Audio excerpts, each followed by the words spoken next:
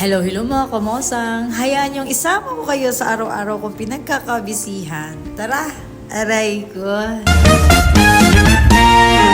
Ngayong araw nga ay day off ng aking kasama dito sa 39ers. Kaya naman, solo flight muna ang person for today's video. Pero maya-maya naman ay pupunta na din dito ang aking boss. Sino si boss? Sino pa? Hindi si Kumari Shirley. Aray ko. Paparni nga niyon para sa aming daily chismisan. Daily report. Aray ko. At andito nga tayo ngayon sa 39ers Milk Tea Shop, Balatero Branch.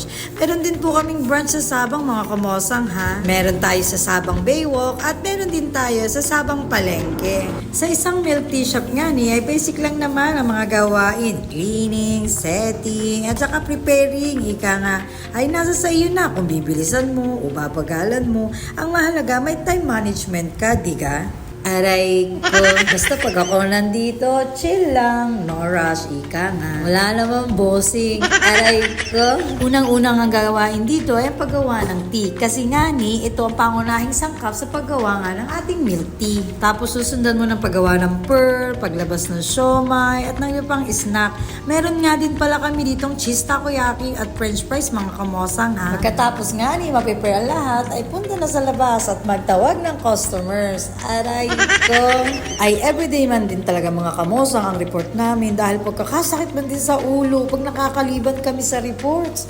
Aray ko. Ay naranasan nga man din namin yun mga kamosang ay talagang hindi namin mapagtugma. Kaya simula noon hindi na kami nagpapaliban at araw-araw na kaming nagre-report. Aray ko. At matapos nga namin ang aming gawain ay umalis na din si boss dahil nga may mga need pa siyang intindihin sa Sabang naman.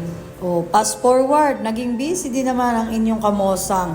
Minsan puntahan niyo ako dito ha. Asahan ko po yan mga kamosang. Salamat po. Bandang hapon, mga alas 6, nag-start na akong mag-imis at nang makapagsara na rin. Dahil manunood pa nga ang inyong kamosang ng Search for Miss Puerto Galera nga ni. Salamat po sa panonood. See you on our next vlog. Yun lang. Bye!